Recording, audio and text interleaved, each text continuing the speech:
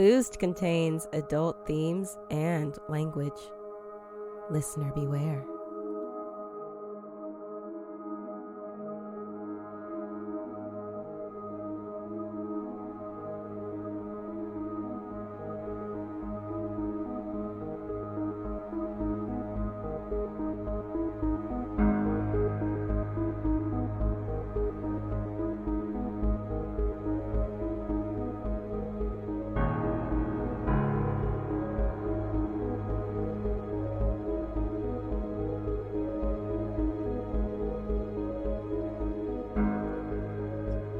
Hello, and welcome to another episode of Boozed, where we get supernatural and shit-faced. I am your host, Camille, and I'm joined with my co-host. Your co-host is me, Sydney.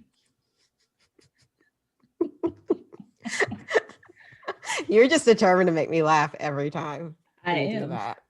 I love it. Okay. How are you doing this evening, dear Sydney? I'm doing well. Happy New Year. Tree. Yeah, Happy New Year. My Christmas trees, I just looked to my left and my Christmas tree is still up for some reason. But Happy New Year to you and to the world, to everyone. Yay, thank you. Happy New Year to you as well. And Happy New Year, dear listener. It is what, the third? It will be it's the third one we're recording. This will come out the 7th? The 7th. Is that right? That's right. Yes. Man, more math. More tonight. math for me. Winning. Done. I can add. You can. Yeah. So Happy New Year, dear listener. Thank you for joining us. Hopefully you got to listen to the Christmas episode. That was fun. It was so fun. I enjoyed it. And I cut about an hour. Well, actually, I cut more than an hour from it. And eventually, Patreon donors, you will get a less edited. I can't give you a full unedited. That thing is like 5 hours long.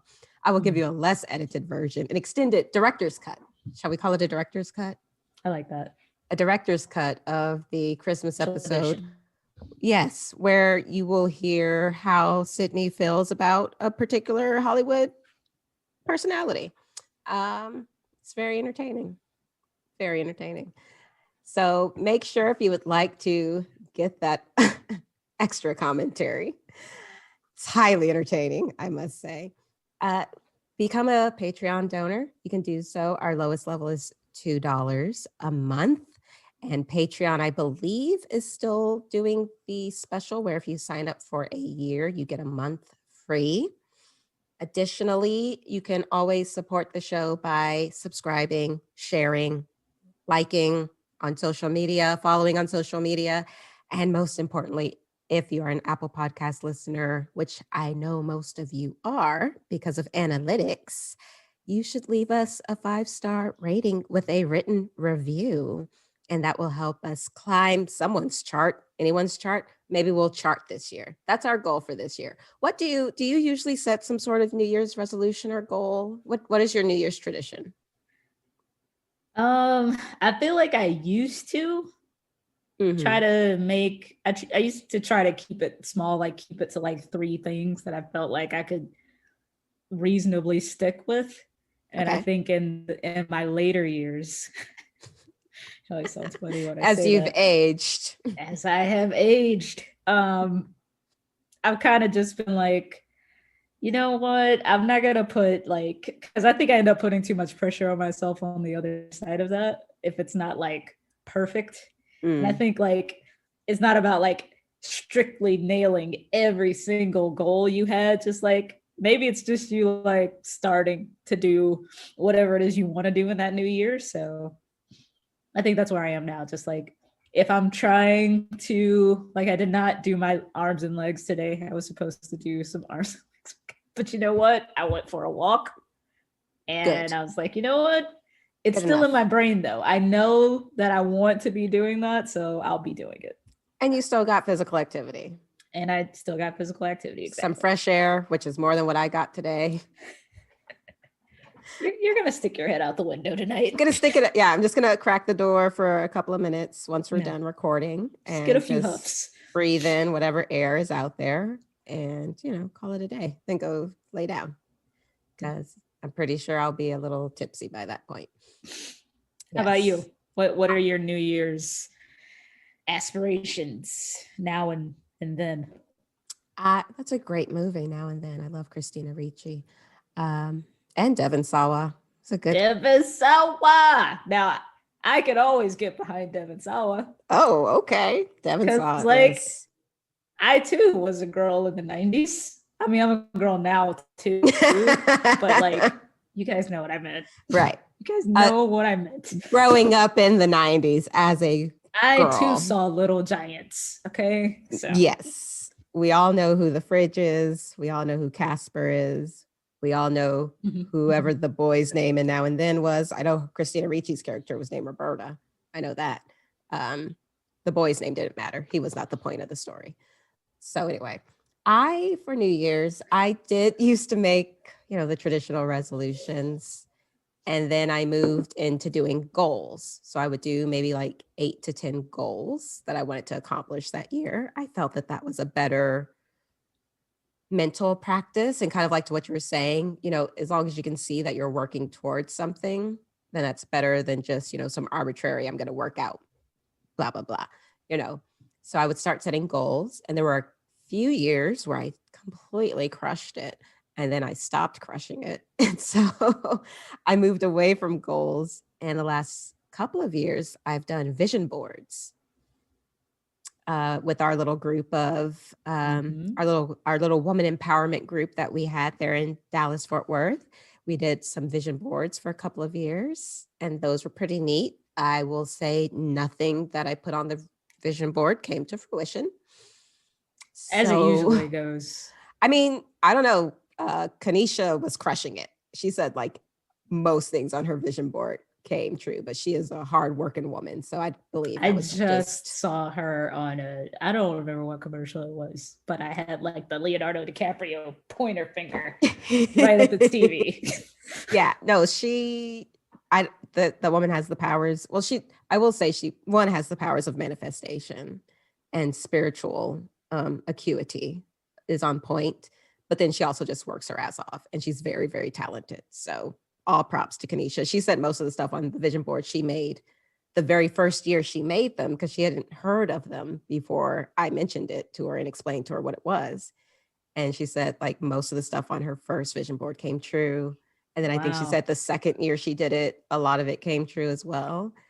So I don't know if I'm going to go back. I thought about doing a digital version of a vision board. I might just go back to setting goals. I feel like setting goals worked for me better. So I think that's what I'm going to go back to. But that being said, I have done nothing so far. Well, you are still in a very transitional space. Like it hasn't even been. Are you at your 3-week mark right now? Yeah, I think I'm at 3 weeks right now. Yeah. Maybe because I got here on the 13th. I think 13th, 14th. So I'm a little less than a month. Yeah, I mean the first month is is that a free pass? Yeah, you feeling your way in. Gotcha. That's what I'm doing. I'm feeling things, all the things, lots of tactiles and emotions happening. There you go. So, but here is to a better year than 2020.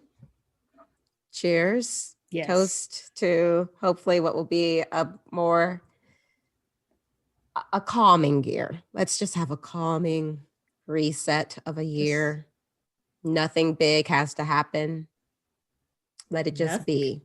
Nothing has to happen. If we could just get through this year. It can be boring. It can be boring. It can be a very boring year. And I'm fine with that. We've got a boring president coming in, and that's fine with me. I love a boring president. Cheers. Cheers. Maybe Twitter will be less of a hellscape this year. Let's see. Here's hoping.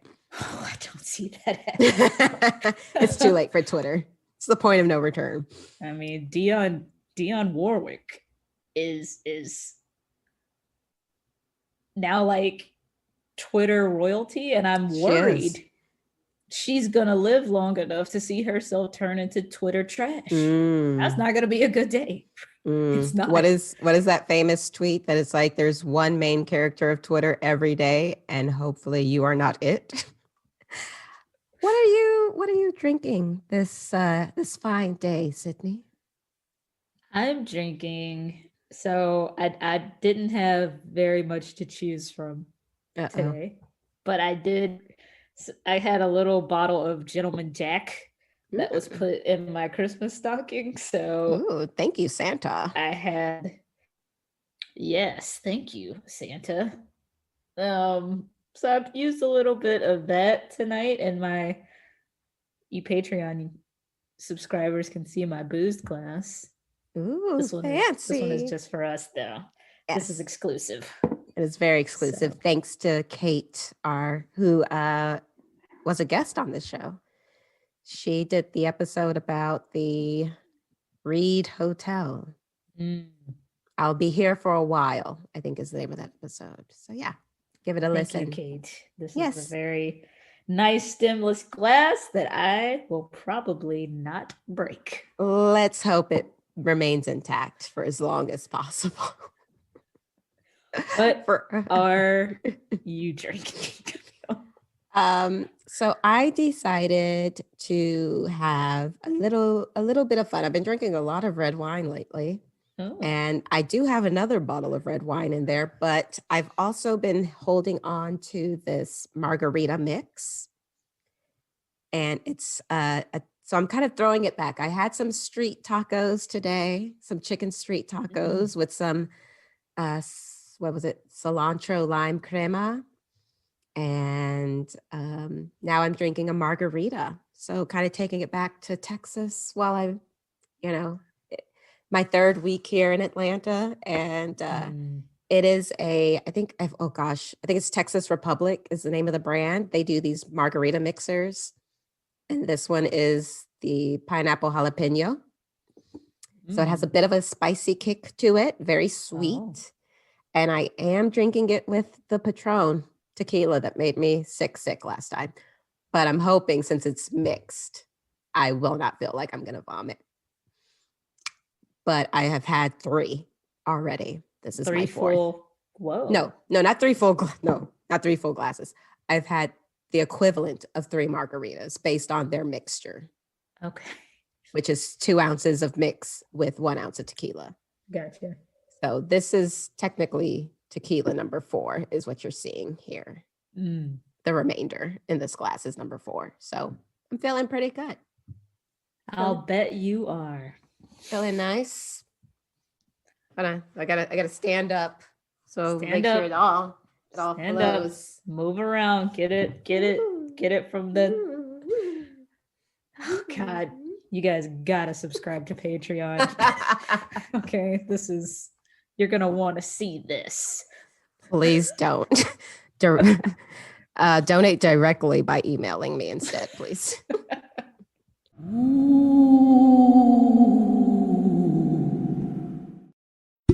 Hello there, Gigawater Gang. I'm Keena, the host of the boozy and delightfully foul-mouthed comedy podcast, Historical AF.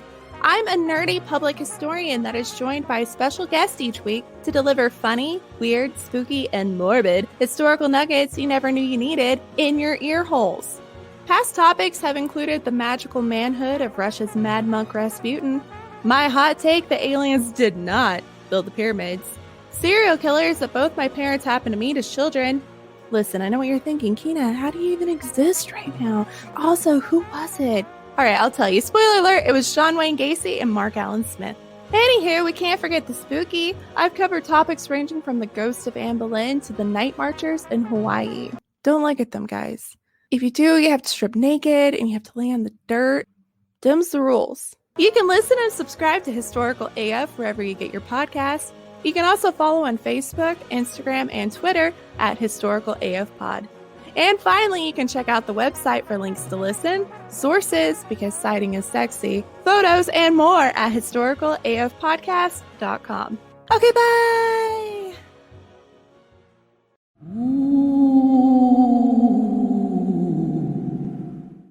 Well, I have quite the story, I think, for us today. So I think we ought to just jump in here because it might take a while. Oh boy. It might take a little while. I'm very proud of the story I have crafted. I took time.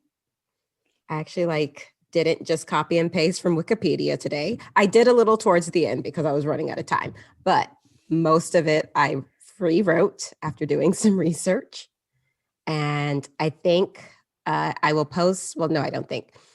I will post all the links to my sources on our blog at our website at boozedpod.com. And I might actually just upload all of my notes to the blog because I'm super proud of what I wrote. Oh. Thank you very much. So let's get started. So let me ask you, Sydney, have you ever been to an estate sale? I have seen an estate sale from the car. Gotcha. But have you been to a yard sale, a rummage sale? Yes. Okay. They're fairly similar. I feel like estate sales are maybe a little fancier because usually you get to go inside the house and look around and things might be of a little higher value in some cases than a yard sale. I feel like an estate sale is less junk. But we've all heard the adage that one man's trash is another man's treasure. Now, however, what if you purchased a seemingly innocuous item to only find out that it held something dark and sinister? In September of 2001, Kevin Manis attended a estate sale in Portland, Oregon, perhaps hoping to come across a rare piece of furniture, an interesting tchotchke, or with the hope of finding a very valuable item that the sellers didn't know was worth a small fortune and being able to buy it at a bargain price. And what Kevin found that day would indeed prove to be worth way more than he bargained for. The items at this particular estate sale were said to have belonged to an old woman who had passed away at the age of 103. The woman had lived a very long and storied life, according to the granddaughter who was overseeing the sale. Her grandmother had been the sole survivor of her family after their internment at a Nazi concentration. Oh, those words were all slurred together. We're gonna start that over again. Here we go.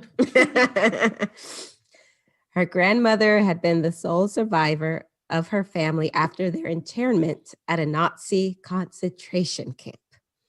She would escape one night and make her way to Spain with some of the other prisoners, and she would live in Spain until the end of the war.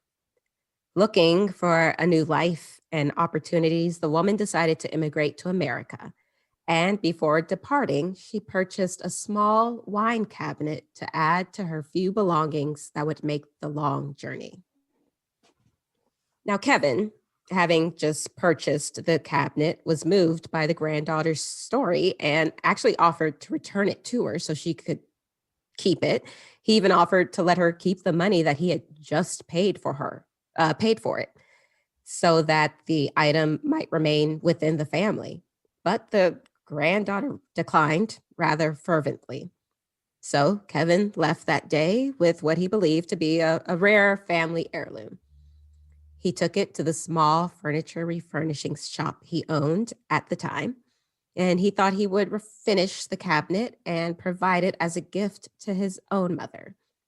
He took it to the basement and left the store to run some errands, leaving a salesperson behind to run things while he was out. A short while later, Kevin received a phone call from the store. It was his sales clerk. She was in hysterics, saying that someone was in the workshop basement, breaking things and shouting angrily. And even more terrifying, the intruder had somehow managed to engage the security doors, trapping her inside with him. Kevin rushed back to the store and arrived to find the iron security gates had indeed been locked and his store clerk was cowering in a corner. Kevin made his way to the basement, and when he reached the bottom of the stairs, he was assaulted by the strong order. I cannot say this word right now. Shit. Odor.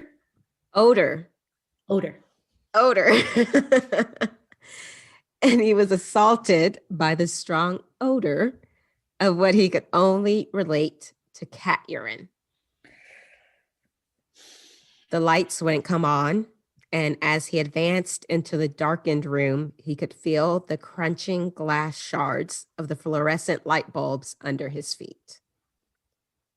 All else was silent. The intruder had clearly left, but how? Because there was only one way in and out of the basement. Kevin returned upstairs to question his salesperson, but she had left. And she wouldn't return, nor would she ever speak to Kevin about what happened that day. So Kevin would never truly know what happened that afternoon. And after that, things got worse. 2 weeks later, Kevin was in the basement workshop. The events of the day 2 weeks prior was pushed to the back of his mind. Today, he was beginning work on the cabinet he had bought and intended to be a gift for his mother. The box measured 12.5 inches by 7.5 inches by 16.25 inches. And when you opened one of the doors, a mechanism caused all the opposite doors to open, as well as the little drawer below, all at the same time.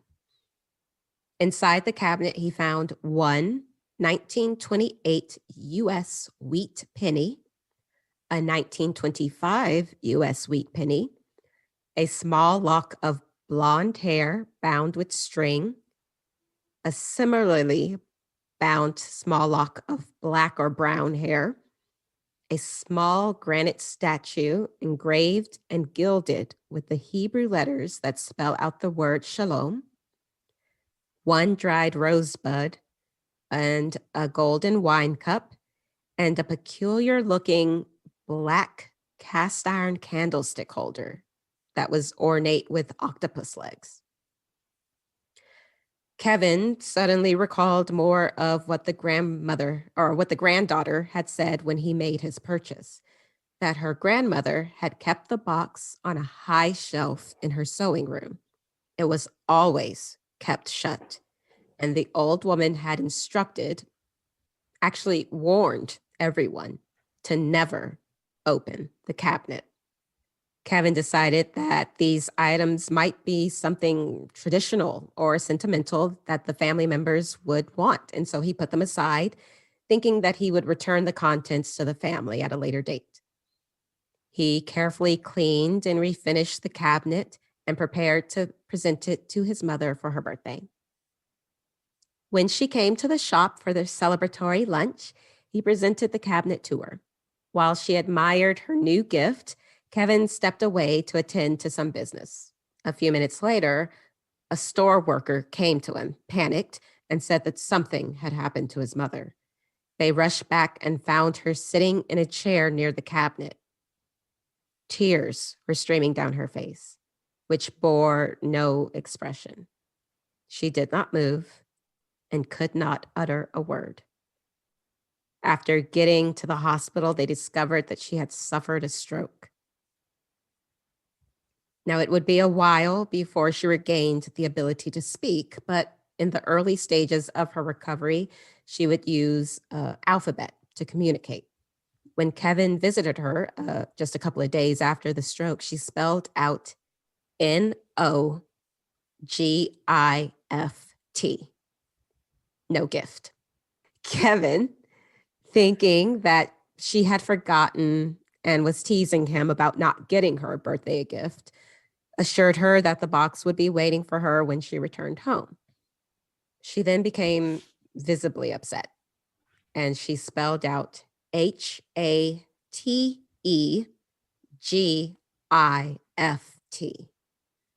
hate gift. Kevin laughed this off and assured her that he would buy her anything she wanted as soon as he could. So after that, Kevin decided to gift the box to his sister. She kept it for about a week before returning it to him. She claimed that the doors just wouldn't stay closed. So Kevin gave it to his brother and his wife. They returned it after 3 days' time. His brother said the cabinet smelled too strongly of jasmine flowers. However, the wife insisted that the smell was that of cat urine. Kevin then gave the box to his girlfriend, who insisted that he sell it after only a couple of days. So Kevin sold it the next day to a middle-aged couple. 3 days later, he found the cabinet sitting at the front doors of his store with a note that read, "This has bad darkness." Baffled, Kevin ended up taking it home. Thoughts? Sorry. It's just like the world's worst regift. I can't. I tried to give this to my whole family. Then I tried to sell it on Facebook Marketplace. All right. God, I mean, I'm trying to think of like an equivalent thing you get for Christmas that you just don't want and no one else does. Bubble bath. Nobody wants your cucumber bubble bath. No one does. You can't give it to anybody and you don't want to keep it. You're never going to use it. You're never going to use it. It's going to sit by your bathtub forever. Yeah, that's what this cabinet was.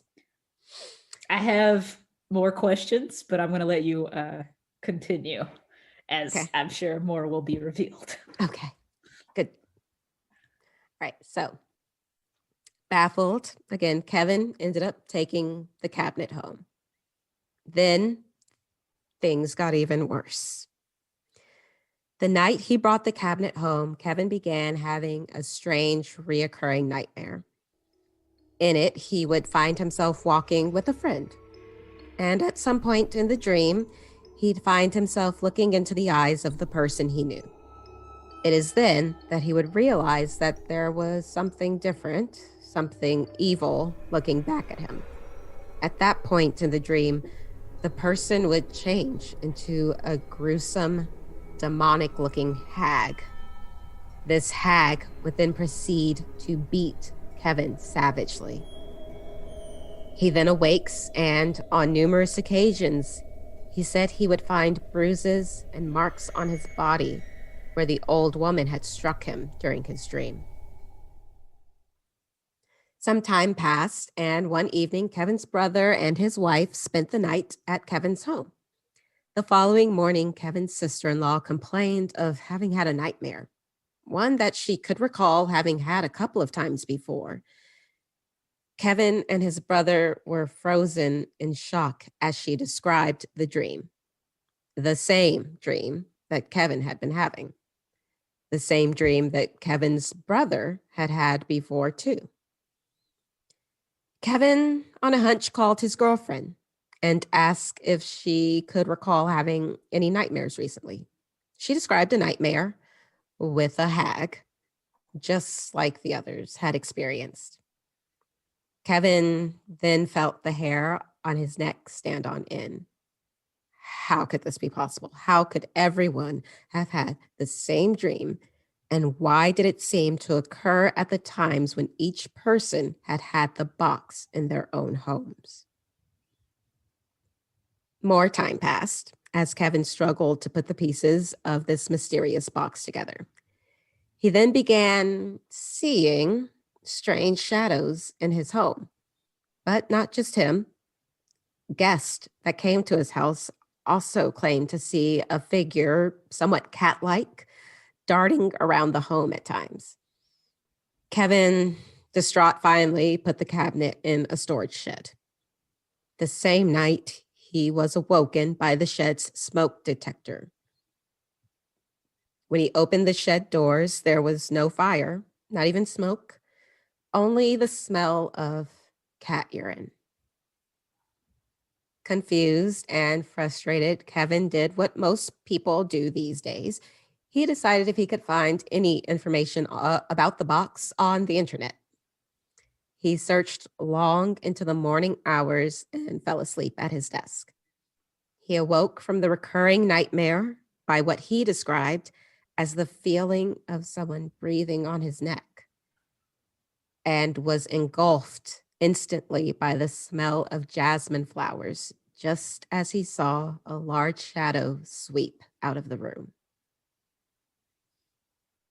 Kevin, at this point, was at the end of his rope and was now convinced that the cabinet had something to do with the many strange and horrific occurrences since he bought it.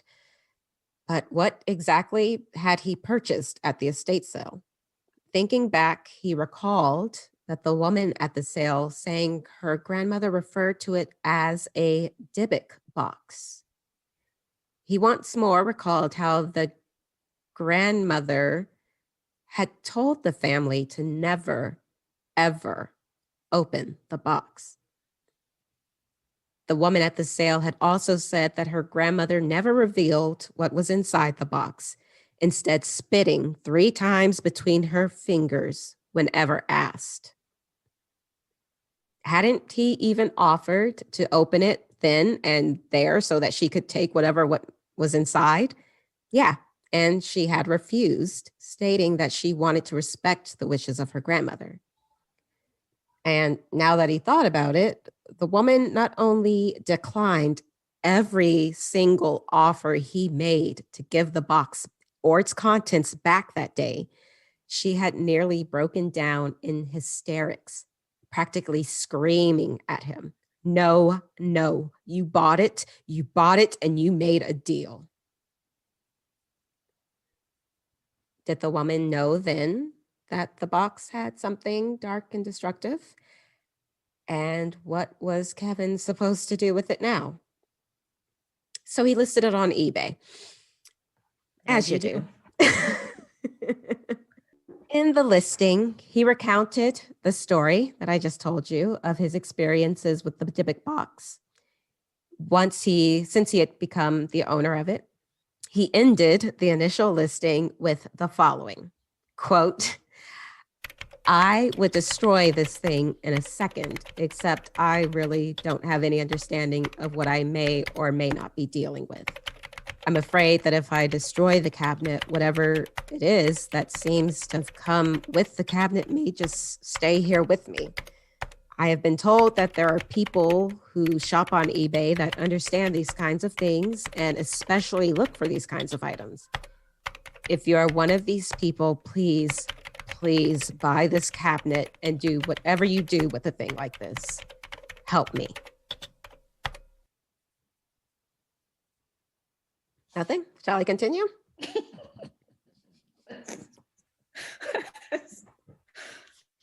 I can see the gears turning. I mean, I'm listening to you. I'm listening to the story. I'm trying to let the horror of it wash over me, but really it sounds like a lot of hijinks. Hijinks? Yes. I got questions about Kevin, but I'm gonna let you continue. I want to hear how this concludes. I need to. Okay. Kevin seems a little sus. He seems sus. Yes. Okay. So in June of 2003, the box sold to one Iosif Nietsky, a college student. This was after Kevin allegedly received hundreds of emails and various offers, some claiming to be willing and able to come and do an exorcism on the box itself. Kevin is said to have turned down a number of high dollar offers that were made off site from eBay. His reason for turning these down was allegedly because he was trying to avoid the box being turned over to someone with ill intentions. 8 months after this eBay sale to Iosif Nietsky, the box once more appeared on eBay. This eBay listing included Kevin's original story, along with this addition from Nietsky. I bought the box from the first seller above in the eBay auction around June of 2003, out of curiosity about the, quote, haunted box. After receiving a deluge of email about the box, I set up a website to answer some questions, which I've stopped updating in September and haven't updated to this day because I don't want to talk about it with anyone. I was doubtful of the, quote, haunted box, and I still don't believe in the paranormal. What happened in August and September is likely coincidental, so I will relate it as I originally wrote it down in a log. Sunday, August 31st, 2003. Over the last week, some interesting, though possibly coincidental, items of note have come up. Firstly, I share a house with 6 other people. We have been taking turns sleeping with a box in each of our rooms. 2 people are now complaining of burning eyes. One is listless and depleted of energy, and another became spontaneously sick. A few days after these ongoing annoyances started, the air outside our house was filled with small bugs for several hours. Last night, Saturday, we discovered that the box, now located in the back corner of the house, had come mostly open, though it had been shut and seems unlikely that anyone could or would have touched it. Wednesday, September 10th, 2003, though it seems impossible to prove that the box is a direct cause of misfortune, we have definitely seen a tidal wave of, quote, bad luck. Strange odors. Why can't I say that word? Odors. Jeez. Odors, right. Strange odors now permeate the house. The dumpster out back overflows with trash and decay. One roommate suddenly got bronchitis, and I broke a finger. Several mice have died in the engine of one car, and more electronic devices seem to be dying every day. Our Xbox, the toaster, the TV, and our watches. I don't really want to talk about anything between September and January, so I'll just say that I'm selling the box now for a couple of reasons. 1, around October 6th, I started feeling bad with trouble sleeping. This problem has persisted throughout today. 2, I live alone now, and as of late, I've noticed replacing a lot of burnt out light bulbs and getting many unusual car repairs. 3, I started seeing things sort of like large vertical dark blurs in my peripheral vision. 4, I smell something like juniper bushes or stingy ammonia in my garage often, and I have no idea what from. 5, most disturbingly, last Tuesday, January 27th, 2004, my hair began to fall out. Today, Friday, it's about half gone. I'm in my early 20s, and I just got a clean blood test back from the doctors. Maybe it's stress related, but I don't know. Anyhow, for personal reasons, I very strongly do not want this box anymore. I hope there's someone on eBay that will take this thing off my hands. I would just throw it away in the woods or something, but I know there has been some interest in this in the past. End quote. The box sold again to a Jason Haxton for $280. Haxton allegedly intended to give the box to an illusionist friend of his to use in their act. But when the friend heard about its past, the man didn't want it.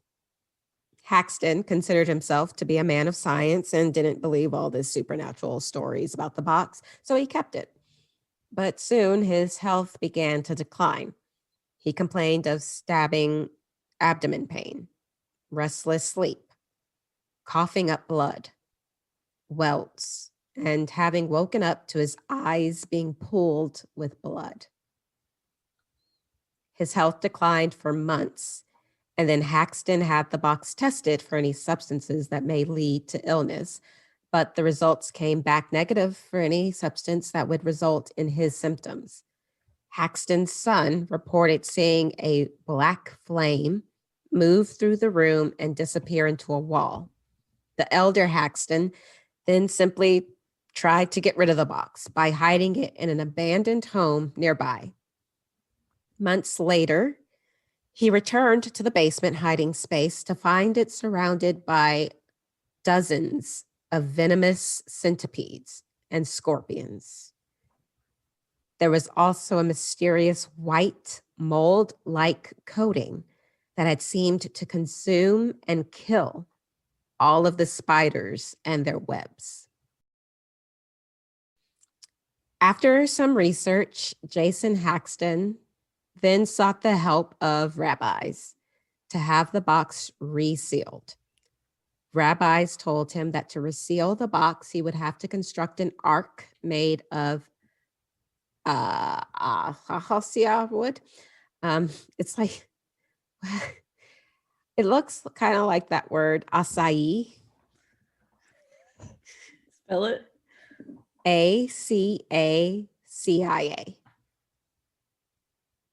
Acacia. Acacia root wood? Maybe it's Acacia. Acacia? Probably.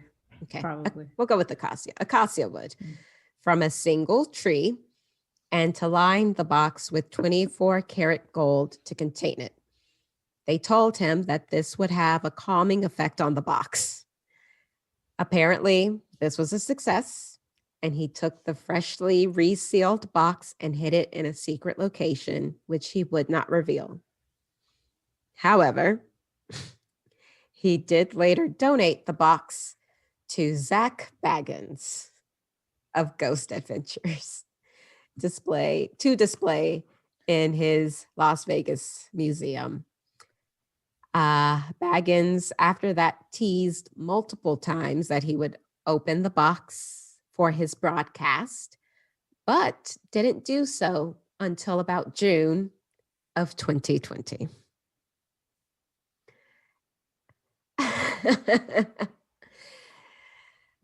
So are you familiar with Zach Baggins? No. He is an interesting person, I'll say.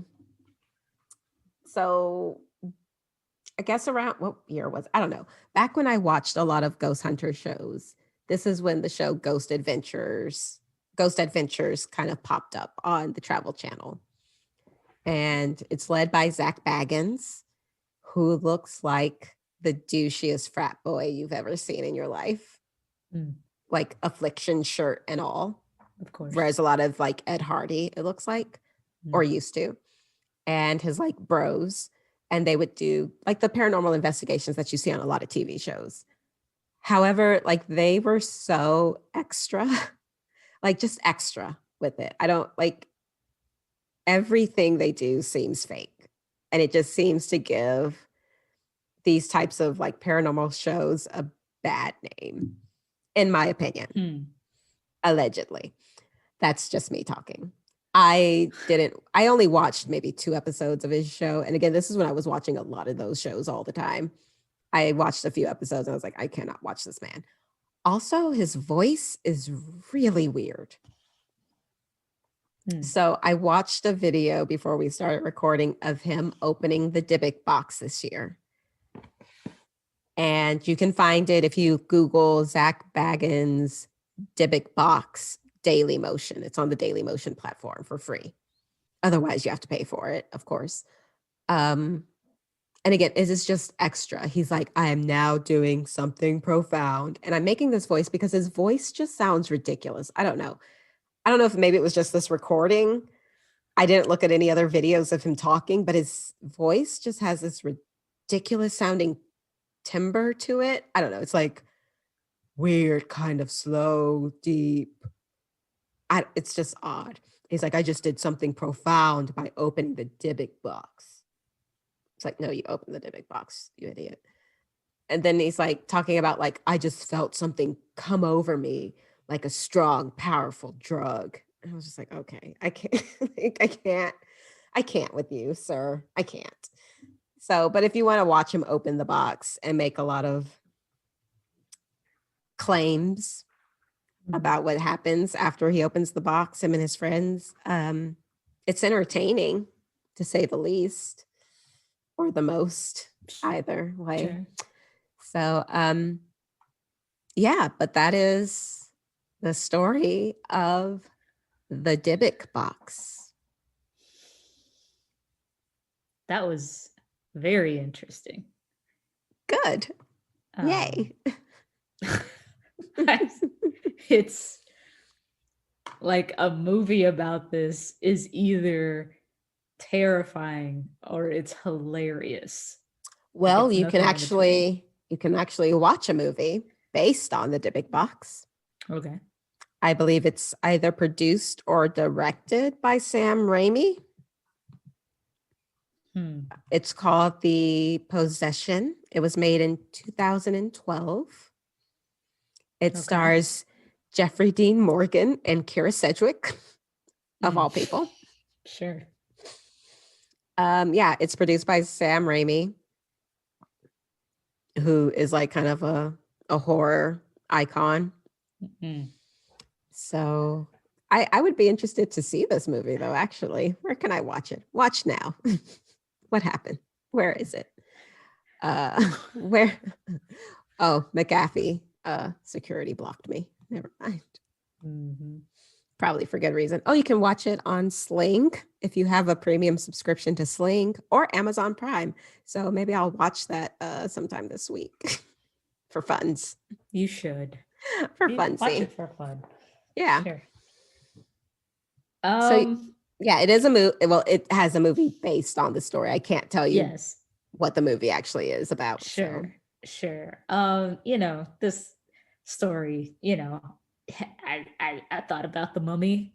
I thought about Jumanji during this. I feel like maybe some contains elements of, just in terms of theme, maybe with those movies.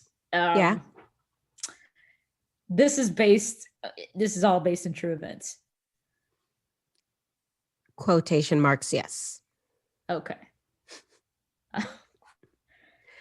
So this falls into the weird category of contemporary urban legends or contemporary ghost stories, such as like Slender Man or the Black-Eyed Children. So these are one of these stories that have appeared during the time of the internet. Dear David is another one. If you listen to our Dear David episode, that is another story that's a contemporary urban legend or folklore ghost story. So it's, we joke a lot about all of these ghost stories, all ghosts being from like the 1900s or before the 19th century. So now we have these current folklore, urban legends, ghost stories that we first see spring up on the internet. Right. And I mean, whether they're true or not is just as debatable as if any other ghost story is true or not, right? Sure. I think the internet makes it feel less so. Yeah, because like we've said before, the further we get in the future, the less urban legends and ghost stories we even have.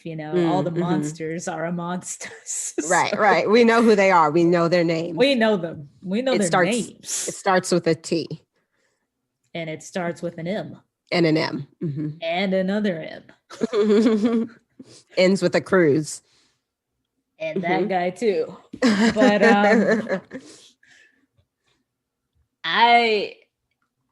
I'm gonna start with Kevin. Okay. I not so sure. How can I put this delicately? Kevin sounds like an idiot. I knew that's what was about to come out your mouth. Kevin sounds like a moron. He sounds like a moron. Because he seems wholly confused this whole time. Mhm. I'm not confused. You're not confused.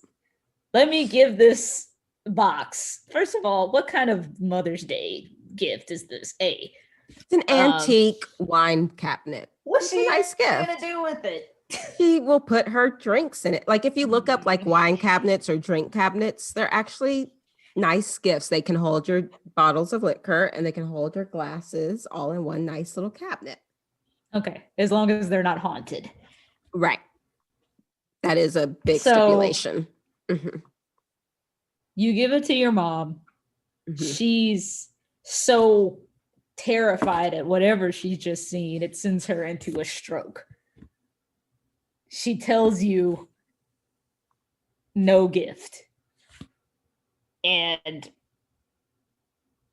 okay, maybe you interpret that wrong. No, it's fine. I will bring it up here to the hospital with you. I'm going to put it right by your bed. Don't you even worry about it, Mom. Like, hate gift. I feel like the next message would have been, you're an idiot. Burn gift. Exactly. I mean, but to that point, Mom could have maybe spelled out a few more phrases for him. She's still in the hospital. She can't, that's as good as it's going to get. Okay. Now you give it to, okay, my sister doesn't want it. My brother doesn't want it. Mm-hmm. My girlfriend doesn't want it. It's a lot of people. They all got similar reasons why. Okay, well, let me, who was next? Who came after the girlfriend? He sold it to a random couple who then returned it after a few days, saying that it had didn't they put it out in front of their house? No, they took it back and set it outside his store. They set it outside his store. Yeah. And now I'm just picturing Kevin with his hands on his hips in front of the store, just like, what does no one want this box? I just can't. It's so nice. You put some lemon pledge on it. It's probably gonna look real good. I don't understand. Lemon pledge still doesn't get it. Lemon pledge is like the staple of every woman's home over 60. There is. You got a lemon and pledge it. So I can smell the lemon. Didn't you feel it hit you? As soon as I said it hit you. Like there's this citrusy alcohol sting back in my throat right now. It's from probably toxic. From many Saturday mornings being made to do chores of dusting the wood furniture. We all lost a lot of brain cells, but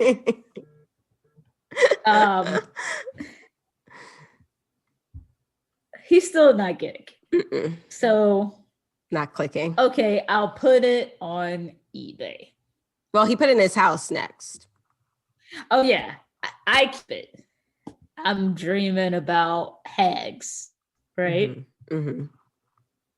Dreaming about hags. I'm thinking. So they scratched him up, right? He would have this dream of a hag beating him, and when he woke up, he would have bruises or scrapes or whatever from where the hag had beat him in the dream. Which I've had happen to me, but that's because I had a dream, and then in the dream, I made a physical motion that accompanied the dream. So yeah, that's an actual sleep condition. So sure, yeah. Some people sleep wild, right? But he wakes up. Ask Mike Birbiglia about his sleepwalking. Has a whole comedy special about it. Yes, it's hilarious. It is really funny. I listened to it, by the way. It's so good. He wakes up. He's like, okay, I can't get out. Now I see why nobody wanted it. He called the brother. Yeah, I had that same dream. Called the sister. Yep. Hag's girlfriend. Same thing. Oh. So then he goes to eBay and sells it to a college student? I mean, it is an online auction, so whoever gives you the most money. Okay, wins. but I know a college student didn't offer you more money than the whatever. You said he had turned down Right. a huge amount of like high numbered offers. We never, allegedly, I didn't see a number figure for how much this college student paid for it.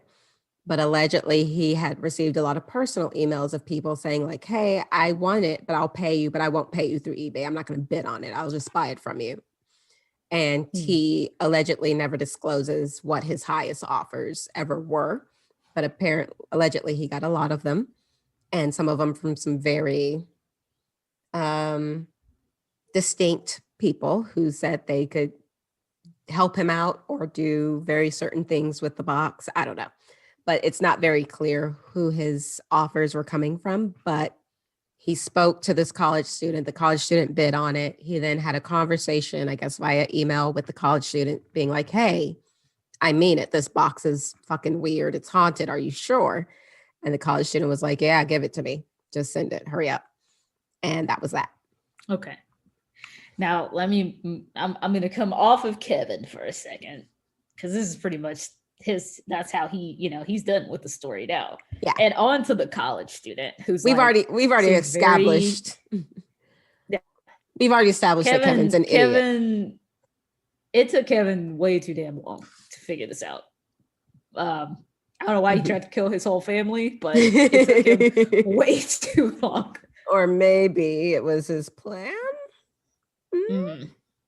We don't know. No, Kevin's know. Not that smart. The college student seems very vague and cagey about like what happened, but also told you a whole bunch of stuff that did. So I don't even know what was the secret you were trying to keep that you didn't want to talk about. You talked about a lot. Well, it was like the first few months, and then there was something that I think he said happened between, what was it, like September and January? August and September, something like that. Something happened allegedly between September and January that he just didn't want to talk about at all. Doesn't want to talk about with anyone. So right. I don't know what that could have been, but just listening to him describe what happened to him. First of all, living with 6 people in college, yikes. Yeah.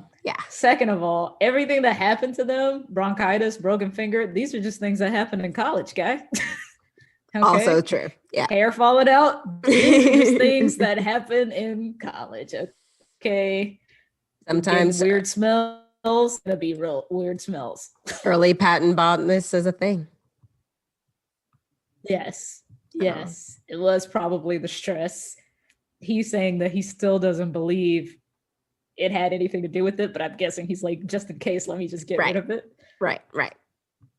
And then another guy's gonna give it to his illusionist friend who's like, hell no. I don't know. One of the websites I took this information from, shout out to foilhatninja.com. Oh wow. He seemed to have a lot of stories on his website, so I might be using his information again in the future. He seems to be really into paranormal stuff, which is cool. But the foil hat ninja is into paranormal stuff. Really? Who would know? Who would have thunk? Who would have thunk it? Right? Not me. That's what we should have named this podcast instead. But he was saying that the I forgot what I was talking about. He had paranormal stories on there, and he had a whole bunch of them that you may use. No, what was I talking about the college student before that? Oh, the illusionist. Oh, yeah. He was saying that illusionists apparently are very skeptical of the supernatural, even for illusionists. Like, I guess magicians or illusionists see their art as an art form and as a skill, and not so much about the supernatural or, unexplained, like less magic-y than magic. And the source he cited, or the example he cited, was that Harry Houdini allegedly spent a lot of time trying to debunk the very popular spiritualist of his time, because spiritualists were huge at one point, talking to ghosts, mediums, things of that nature. Spiritualism was huge. And so Harry Houdini was like, I'm going to disprove all of you while escaping the straight jacket in a tank full of water. You guys are like cutting in on my profits. I'm disproving all of this. I see you, Harry Houdini. I'm out here risking my life, some real shit. And y'all are thumping tables. No, not having it. I want my money. Yeah. Good job, Harry. Good job. Okay. Rip the to a real one. Illusionist is like, no, I don't. No. That's not. I don't. That's not my flavor of magic. Right. And then that same guy is the guy who said he went to the rabbi and asked how to reseal it, and they had to reseal it with gold. And after experiencing multiple medical issues, he then looked into a rabbi to see how he might reseal the box. And this was after hiding it in like a basement somewhere in a random house, which seems illegal. Okay. Right. But yeah, so he had to find a very special wood and 24 karat gold and build another, well, they say ark. So an ark is like meaning like a box, a containment box, like the Ark of a Covenant from Indiana Jones or whatever. So yeah, he was supposed to build one of those, put the box in it. And allegedly he did that and buried it in a secret location until he gave it to Zach Baggins. And he unburied it and dug it up and gave it to him. Right. Maybe. Or maybe Zach Baggins just made a replica. There is a replica of the box. There's a replica. Yeah, so, and I forgot something else stupid that Kevin did. Kevin! Exactly. I remember this part of the story you're saying, thinking back, Kevin remembered when he bought the box that they told him, don't open it. Under no, and in fact, she was infuriated. Like, no, I don't want anything else. It's yours. Okay, well, that is a bit of creative story. Just now remember. That is a bit of my creative storytelling. I'll say it that way. Oh, okay. The way the story is presented online. Again, I worked hard on this. Thank you very much. It sounds like it. It was very well researched. Thank you. Nicely written, I hope. Nicely written and performed. Thank you. So when he bought the box, he did have that conversation though. When he bought the box, the way it's written online is he buys the box, the granddaughter, as he's kind of like leaving, he bought the box and some other items. And as he's kind of like meandering or leaving, the granddaughter stops him and she's like, oh, I see you bought the box, the Dybbuk box. And he was like, oh, he's like, well, yeah. She's like, well, and then she tells him the story of, oh, my grandmother, she was in the Holocaust. She survived the Holocaust.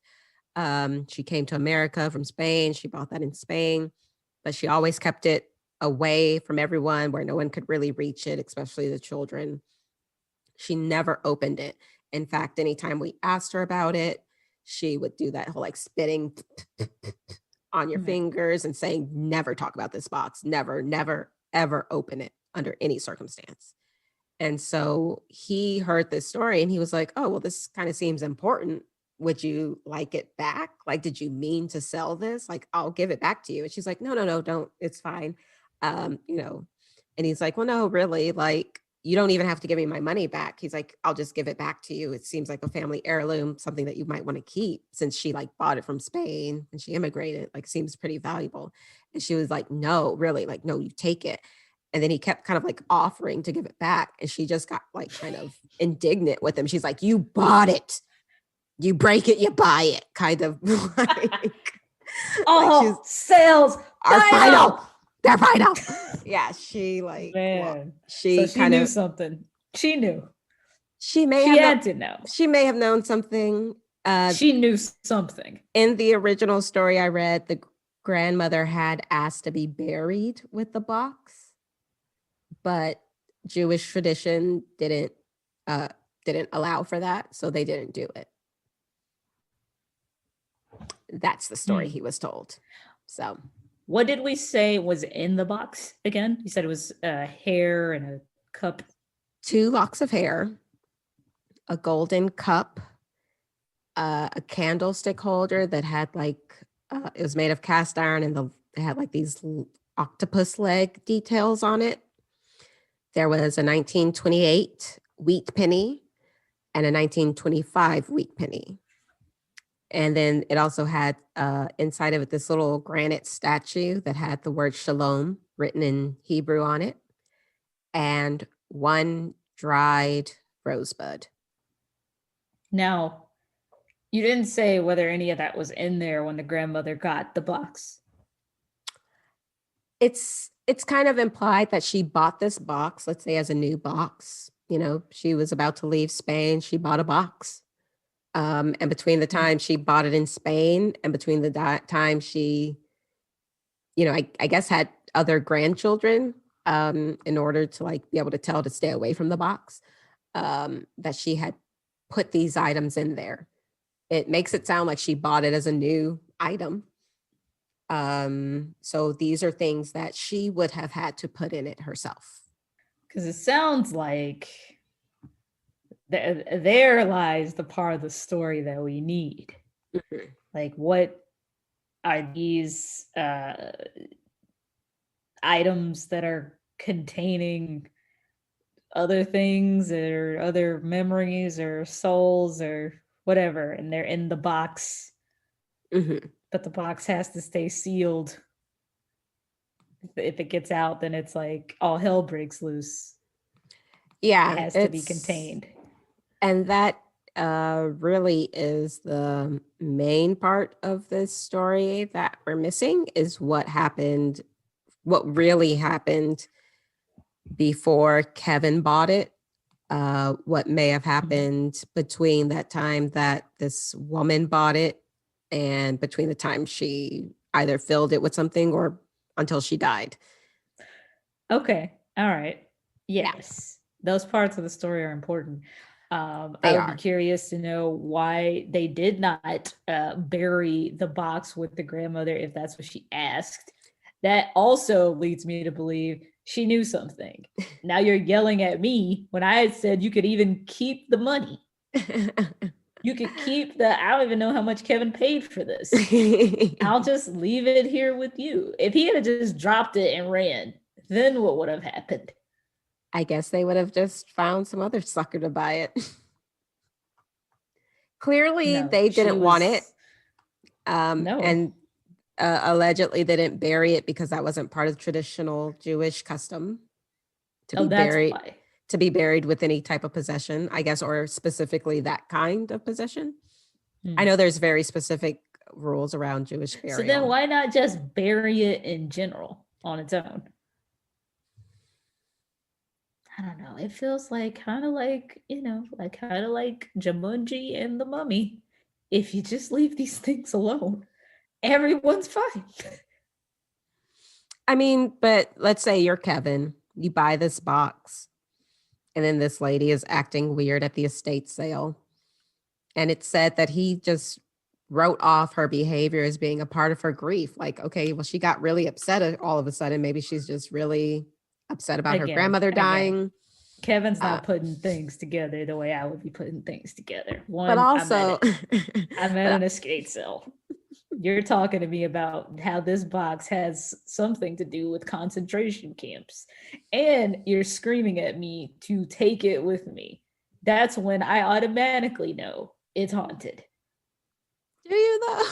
Yes, Camille, I do. Because I can use context clues.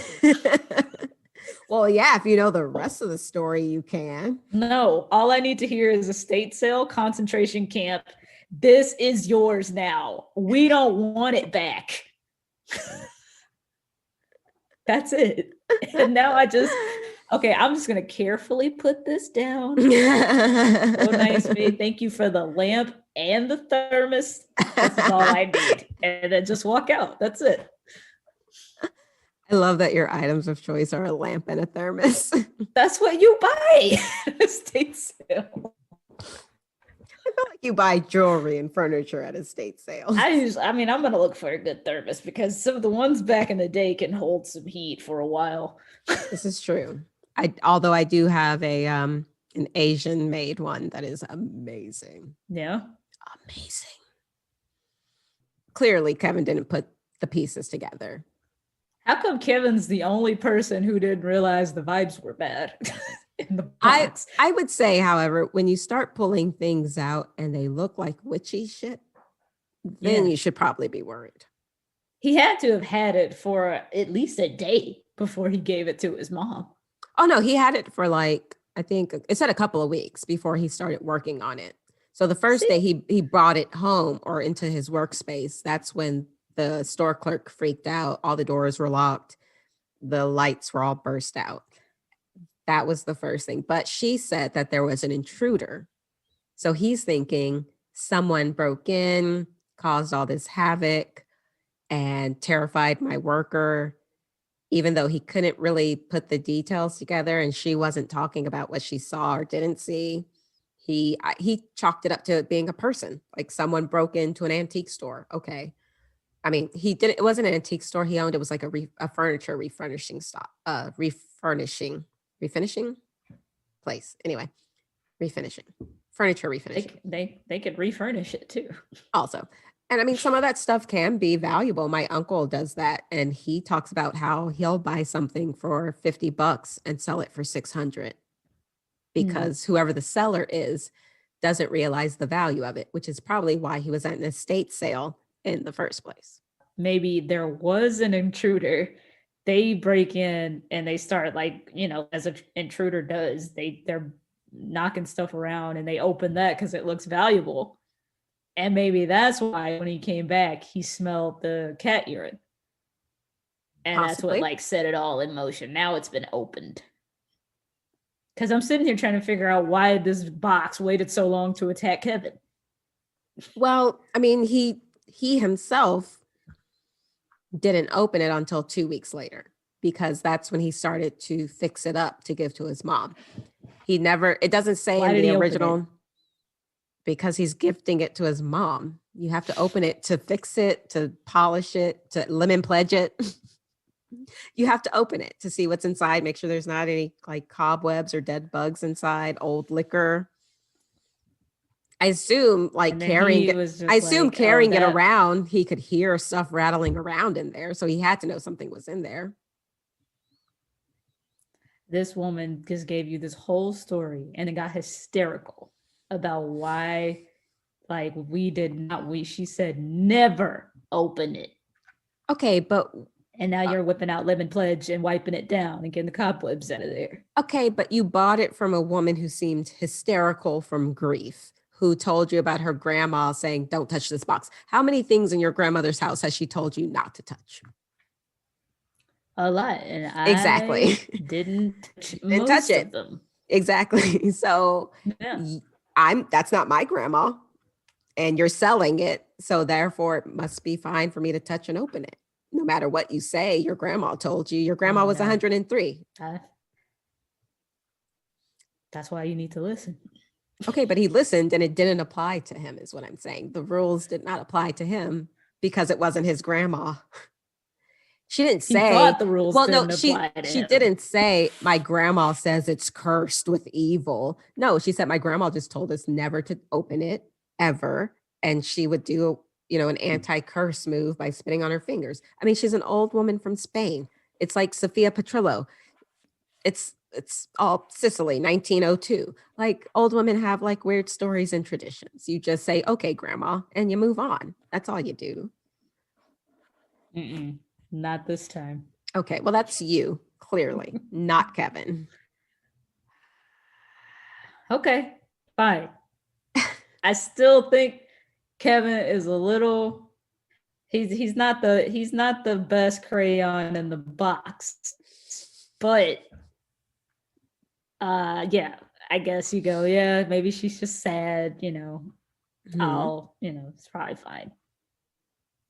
I mean, what do you make of this story?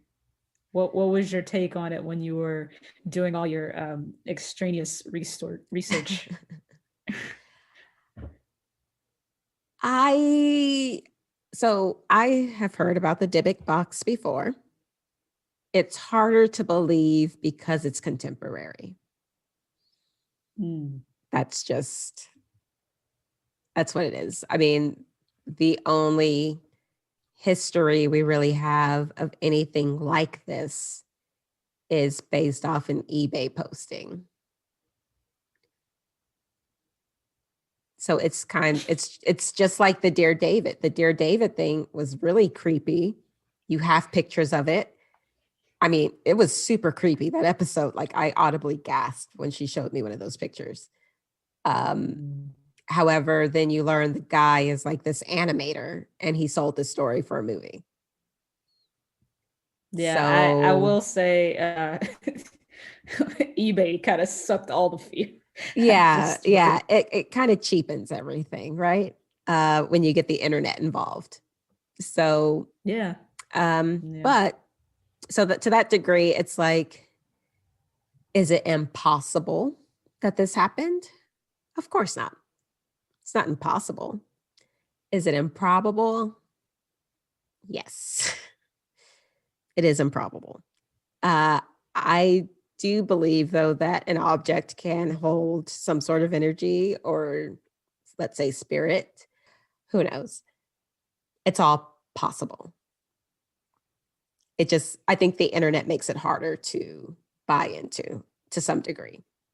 But a Dybbuk is Yes. actually part of Jewish mythology. A Dybbuk is a Yiddish word that means adhere or cling. And a Dybbuk is a malicious, possessing spirit believed to be the dislocated soul of a dead person. It supposedly leaves the host body once it has accomplished its goals, sometimes after being helped. So, this is a disembodied human spirit that, because of its former sins, wanders restlessly until it finds a haven in the body of a living person. So, this was mostly believed in during the 16th and 17th century in Europe. And the people who were suffering from nervous or mental disorders were taken to the miracle working rabbi, who alone, it was believed, could expel the harmful Dybbuk through a religious rite of exorcism. There was a man named Isaac Luria, who was a mystic, and he pretty much set the standard or laid the grounds for what the Jewish belief in a Dybbuk was. Again, this soul could continue their task of either self-perfection, finishing unfinished business by attaching themselves to a living person. So the unfortunately, most frequently, a Dybbuk attached itself to a woman, which might be why he was dreaming of a hag, or everyone is dreaming of a hag being an old, wizardly, witchy woman. So the image of a Dybbuk, however, is usually male and penetrates her body in some like weird sexual illusion or whatever. It's supposed to be this whole symbol for male and female, living and dead, pure and impure, all fused together in one body. So exercising a Dybbuk is important. It's what you have to do. It has to be exercised for it to leave, unless it leaves before when it finishes its unfinished business. So the women who were believed to be possessed by a Dybbuk were pretty much treated like the Christian women who were accused of being witches during the witch trials, which led to just scores of women being murdered for no reason. Right? So Exorcising a Dybbuk involved removing it from the body in which it had taken up residence and returning it to the world of the dead. This was a dramatic and terrifying ritual that required the force to remove the reluctant spirit out of the body. The ceremony was conducted in a synagogue in the presence of 10 men who had purified themselves ritualistically. They would all dress in the white shrouds that were usually used for burying a corpse. They would wreath themselves in prayer shawls. Their heads and arms would be bound with sacred parchments worn in daily prayer.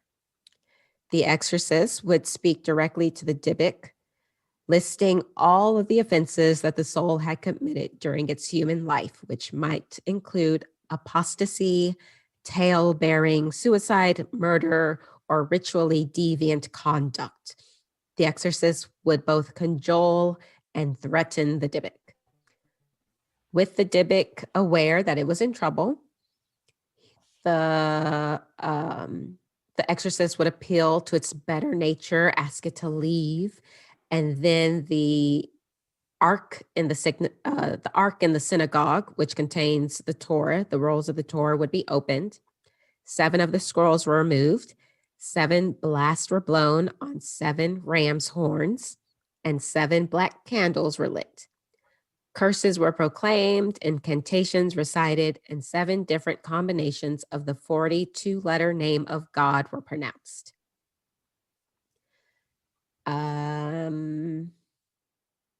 Let's see.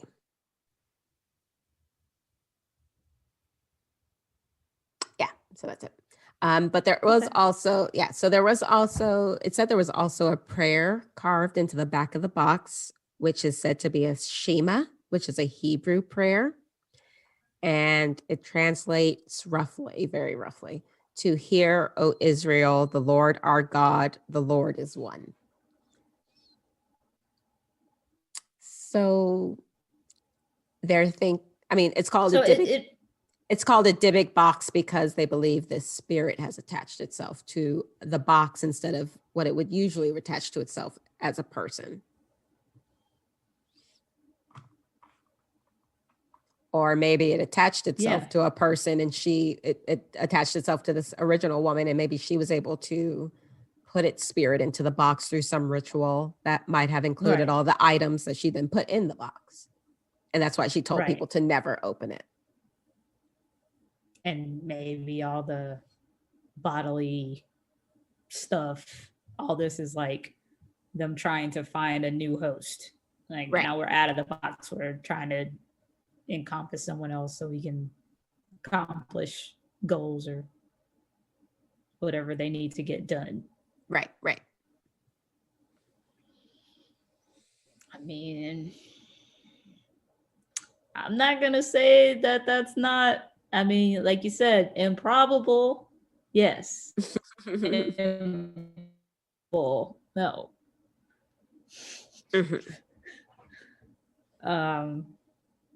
Yeah, this, well, it's, like I said, it's interesting. The new ageness of it does kind of make it deflates it a little bit, but I still think it's a pretty good story. Yeah, I think it's pretty good. Who knows? Could be true. Could all be true. I mean, all these people are real people. Well, you can Google them. It's all documentable. Well, Kevin, if you heard me clowning you earlier, I still don't know, man. I mean, that's kind of the weird thing. I think we kind of talked about that with oh gosh, what story was that? With the hills and the alien story.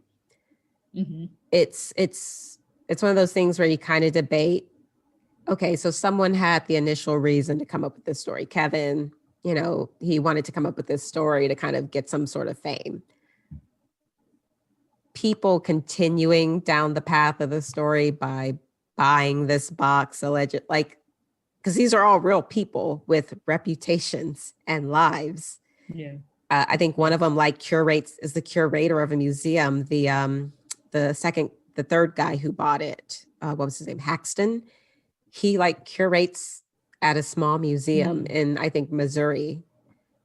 So why kind of put your name out there for this particular thing when it could fully backfire on you? I worry about someone listening to this podcast some days and that affecting, my other gigs because of something I may or may not say on this podcast. So I can't imagine being It could. Right.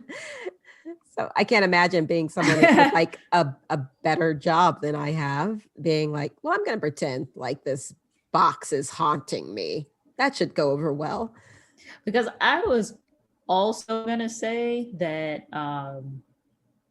I wonder, just in the vein of it being something you don't want to have associated with you, just possibly being offensive maybe to the Jewish community. And that this is a haunted box that had something to do with a grandmother who, did you say she escaped a concentration camp? Yeah. Yeah, that's kind of a weird thing to tie to someone who had done something like that and make it about all this. This kind of goes back to what I was saying about how, don't make shit scary just to make it scary, especially if it's tied to something very serious. Right. In some actual person's life. So that's a good point, because as far as I could tell, no one who was involved with the purchase of the box has been of Jewish descent. In fact, one website went out of its way to say that. It didn't seem like it. Yeah, one website, I think it was a Jewish website or a Jewish news network site, went out of its way to say, I think that Haxton is definitely not of Jewish descent. They were like, Jack Haxton, who is not Jewish. Wow. Let's say this is all an invention of Kevin's design. I believe that a basis of good storytelling is linking it to something that can be true. That's like when I was talking about how to be a good liar. You want to keep a lie as close to the truth as possible. So if you're building a good ghost story or possession story, paranormal story, let's say, you want to be able to link it to things that exist already. So, okay, so let's take this myth about the Dybbuk. Who knows where Kevin might have heard about a Dybbuk, right? There is a play that was popularized hundreds of years ago, whatever, about Dybbuks. So let's say he hears about a Dybbuk. He's like, oh, a soul that possesses a person. Well, what if it's a soul that possesses an object? Oh, well, every person at an estate sale must have a story about their old Jewish grandma, right? Like who was in a concentration camp.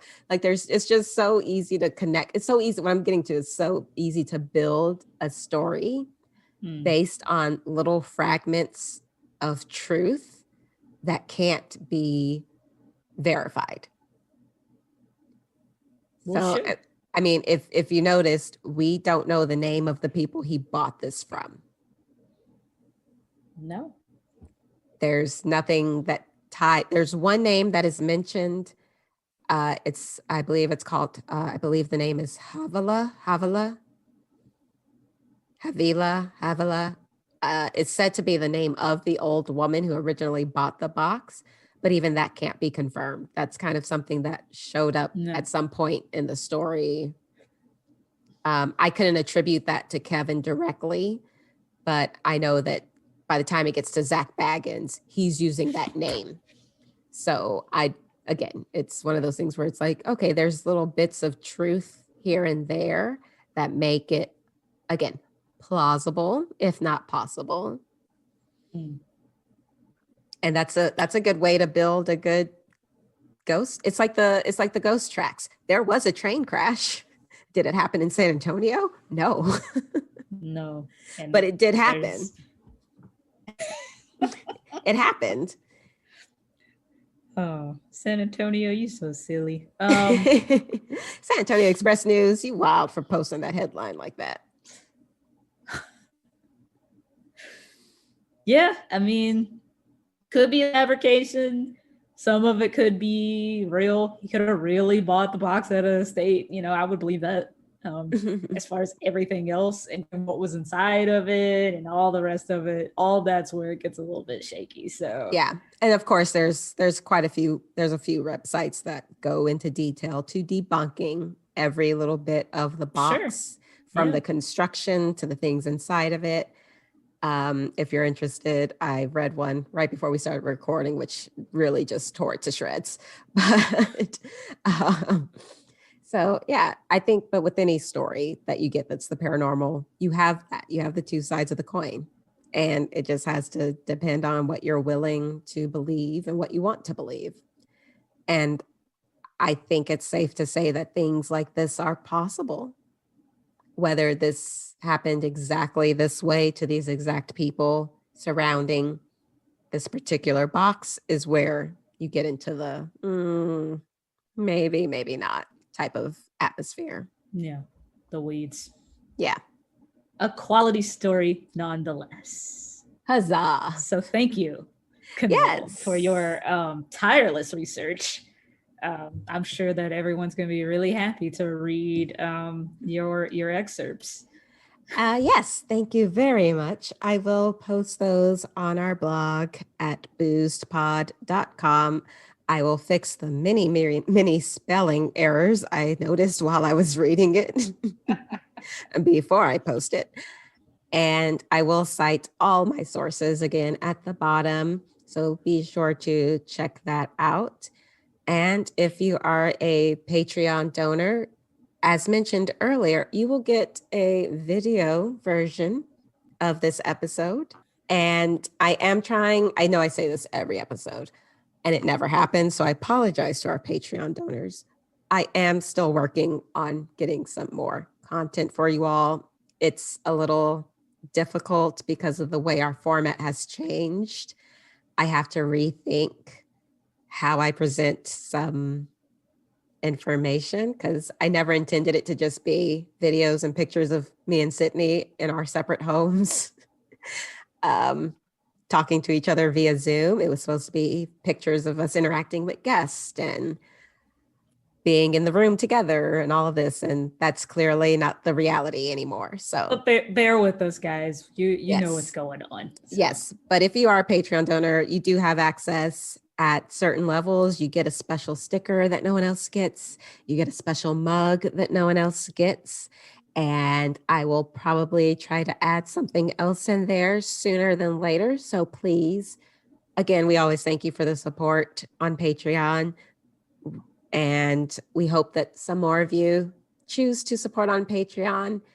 We cannot do the show, especially over 2020. Got really difficult to do the show since we were both out of work. And Patreon really helped take some of the burden financially. So we deeply appreciate it. But there are other ways to support the show. You can subscribe, rate, review on Apple Podcasts specifically. Leave a review, a written review, and a 5-star review. You can say whatever you want. It doesn't really matter. We just want the numbers. That's all I'm interested in. If you want to say something nice, I'd appreciate it, because we do work hard on this show to bring it to you every 2 weeks. And you can follow us on social media. We are on Pinterest. So find us on Pinterest at Boozed Podcast. All other social media, you can find us at Boozed Pod. Sydney, where can the people find you on the internets? I am still at Sid in Play on Twitter and on Instagram. So that's where I'll be. Awesome. And I am at the Camille Monet on all major platforms. I think I have a Snapchat now, but don't expect me to use it. I think I did it for one bit and that was about it. It was a very good bit. Thank you. Which is posted to my Instagram if you want to go see it. It's my one and only reel, like the kids do, right? The youths, they're into reels. The youths. Mm-hmm. Instagram prioritizes reels now, which is real fun for all of us olds who don't want to deal with them. But anywho, you can find the podcast at Boozed Pod, again, at most social media sites. Thank you, as always, dear listeners, for joining us. Take care of yourselves. Take care of one another. Wear a goddamn mask. Please. Better days are on the way. We'll see you next time. Thank you for listening. Bye-bye. Get boozed. Oh, I forgot to say get Yep, too late. boozed. Damn it. I beat you. Tarnation. Getting booze is people drinking and getting really drunk and talking about spooky shit. Put your kids to bed, they're too young for this. Get your husband and you guys can laugh at this. Get boozed! Get boozed! Get boozed! Shit Thank you for listening to Boozed. Our theme was composed by Vincent Parrish. Sound production is done by Sydney Johnson. You can find us on social media at Boozed Pod. That's BOOSED Pod. If you would like to support the show, please go to patreon.com/boozedpod to make a contribution. Thank you for listening. And don't forget, get boozed.